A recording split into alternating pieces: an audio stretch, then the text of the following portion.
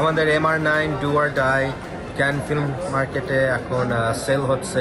আমাদের international sales কোম্পানিজগুলো premiere entertainment group, তারপরে বেল এন্টারটেইনমেন্ট, আমাদের এই MR9 do or die sell করছে এখনো ইন্টারন্যাশনাল বিভিন্ন টেরিটরিজে। এই ক্যান ফিল্ম ফেস্টিভ্যালে সব টেরিটরিগুলো সেল হবে ইন্টারন্যাশনালি। আর তারপরে এভেল এন্টারটেইনমেন্ট আমাদের MR9 স্কাই ড্যান্সার, যেটা হচ্ছে MR9 ডু অর ডাই এর সিকুয়াল, এইটার সেলস করছে ইন্টারন্যাশনাল। অলরেডি আমাদের MR9 স্কাই ড্যান্সারে 50%-এর ওপরে ইন্টারন্যাশনাল প্রি সেলস হয়ে গেছে এবং ফিল্মটা গ্রিন লাইট হয়ে গেছে। আমাদের ইনশাল্লাহ এই বছরের শেষে স্কাই ড্যান্সারের শুটিং শুরু হবে।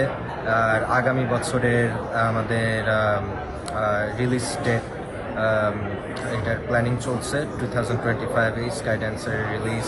খুব সম্ভবত এইটা আগামী কোরবানি 2025-এ রিলিজ হবে ওয়ার্ল্ড ওয়াইড। এইটাই আমাদের প্ল্যান এবং এটা প্রি প্রোডাকশনস অলরেডি শুরু হয়ে গেছে।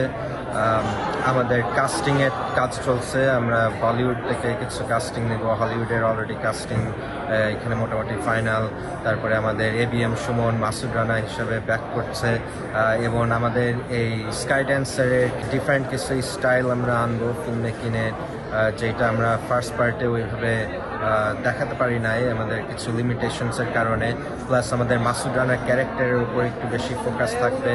ABM সুমনের একটা ট্রান্সফরমেশনস হবে, যেটার ট্রেনিং এখন চলছে এবং সুমন ভেরি হার্ড ওয়ার্ক করছে নিজেকে ট্রান্সফর্ম করার জন্য পার্ট 2 এর জন্য, যেহেতু আমাদের পার্ট 2 এর অ্যাকশন অনেক বেশি থাকবে।